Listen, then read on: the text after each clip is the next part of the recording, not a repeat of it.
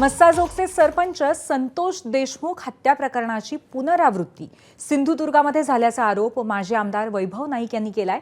कुडाळ तालुक्यातील चेंदवण गावातील नाईकनगर इथल्या सिद्धिविनायक उर्फ पक्या अंकुश बिडवलकर यांचं 2 वर्षांपूर्वी अपहरण करून त्यांची हत्या करण्यात आली होती। ही घटना मार्च 2023 मध्ये घडली असली तरी पण हा प्रकार उघडकीस मात्र आत्ता आलाय। सिद्धिविनायक बिडवलकर यांना चेंदवण गावातील नाईकनगर इथून त्यांचं अपहरण करण्यात आलेलं होतं आणि त्यानंतर कुडाळमध्ये लाथाबुक्क्यांनी बेदम मारहाण करण्यात आली होती आणि यात त्यांचा मृत्यूही झाला।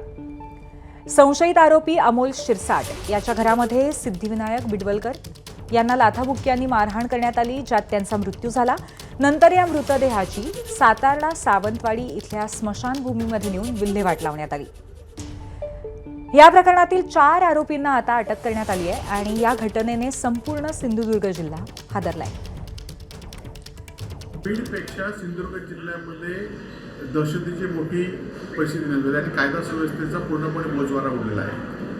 आपल्याला माहिती असेल की कुडाळमधील बिडवळकर नावाच्या तरुणाला लग्न करून फक्त 22,000 रुपये द्यायचा होता म्हणून शिंदे सेनेच्या एका प्रमुख पदाधिकाऱ्याने लग्न करून मारला आणि त्याचा मृत्यू त्यामध्ये झाला। खरं तर सिद्धेश शिरसाट आहे, त्याचे अनेक लोकांशी संबंध शिंदे गटाशी आहेत, त्याचे बॅनर कालपर्यंत होते। त्या सिद्धेश शिरसाटचा आका कोण हा प्रश्न आता सिंधुदुर्गवासियांना आहे। सदर आरोपींनी या अपहृत युवकाला कोडाळमध्ये आणून त्याच्यासोबत आर्थिक कारणावरून मारहाण केली आणि त्यामध्ये त्याचा मृत्यू झाला। नंतर या आरोपींनी कट रचून त्याचा प्रेत सातारा येथील एक स्मशानभूमीमध्ये जाळला आणि त्याचे जे काही रिमेन्स होते ते एक तेरेखोल नदीमध्ये प्रवाहित केले। असा कट रचून त्याचा पुरावा नष्ट करण्याचा प्रयत्न केला।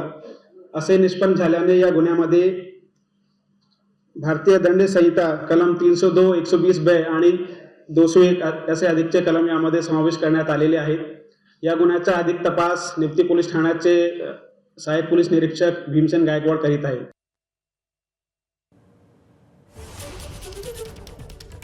तर बीडपेक्षा सिंधुदुर्ग जिल्ह्याची अवस्था भयानक असल्याचं म्हणण्यात येत आहे आणि संतोष देशमुख हत्या प्रकरणाची सिंधुदुर्गात पुनरावृत्ती झाल्याचंही सांगण्यात येत आहे। या संदर्भातले महत्त्वाचे मुद्दे आणि घटनाक्रम आपण पाहणार आहोत। मार्च 2023 मध्ये सिद्धिविनायक उर्फ प्रकाश पक्या बिडवलकर याचं अपहरण, नातेवाईकांनी पोलिसांना तक्रार दिली। 9 एप्रिल 2025 जीवे मारण्याच्या उद्देशाने अपहरण झाल्याची तक्रार दाखल करण्यात आली। पक्या बिडवलकर कुडाळ तालुक्यामध्ये नाईकवाडी इथे आपल्या मूकबधीर मावशीकडे राहत होता। गोवा बनावटीची दारू अनधिकृत विकण्याच्या केसेस पक्यावरती दाखल होत्या। या केस अंतर्गत 2 डिसेंबर 2023 ला न्यायालयातही त्याला हजर करण्यात आलं होतं। त्यानंतर कोर्टाच्या 4 नोटिसा येऊनही पक्या कोर्टात आला नाही। 9 एप्रिल 2025 ला मिळालेल्या माहितीनुसार निवती पोलीस आणि कुडाळ पोलिसांनी तपास सुरू केला। 10 एप्रिलला 4 आरोपींना अटक करण्यात आली आणि कोर्टात हजर करण्यात आलं।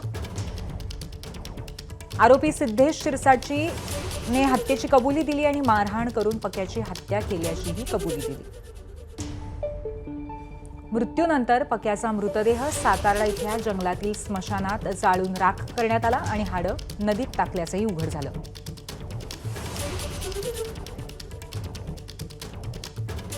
सिंधुदुर्गातली ही घटना बीडपेक्षाही गंभीर आहे। आतापर्यंत सिंधुदुर्गामध्ये 27 हत्या झाल्या आहेत, त्यात आमच्या शिवसैनिकांच्या ही हत्या झाल्या आहेत असा आरोप संजय राऊत यांनी केलाय। वाल्मिकी कराडच्या बीडच्या घटनेपेक्षाही संतोष देशमुख पेक्षाही भयंकर आहे। तुम्ही ते पहा। आम्ही त्याच्यावरती उद्या चर्चा करणार आहोत माननीय उद्धव साहेबांशी आणि कदाचित आम्हाला सगळ्यांना कोकणात त्यासाठी दौरा करावा लागेल। त्याच पद्धतीनं एक निर्घृण खून झालेला आहे। आतापर्यंत त्या जिल्ह्यामध्ये 27 खून झालेले आहेत। त्याच्यामध्ये 9 खून आमच्या शिवसैनिकांचे आहेत, अत्यंत निर्घृणपणे मारलेले आहेत आणि आजही अशा प्रकारचं हत्याकांड त्या जिल्ह्यात सुरू आहे। आणि ह्यांचा आका कोण आहे याच्याविषयी वैभव नाईकांनी काही प्रश्न विचारलेले आहेत। आणि त्याचं उत्तर राज्याच्या गृहमंत्र्यांनी देणं गरजेचं आहे. एबीपी माझा, उघडा डोळे बघा नीट.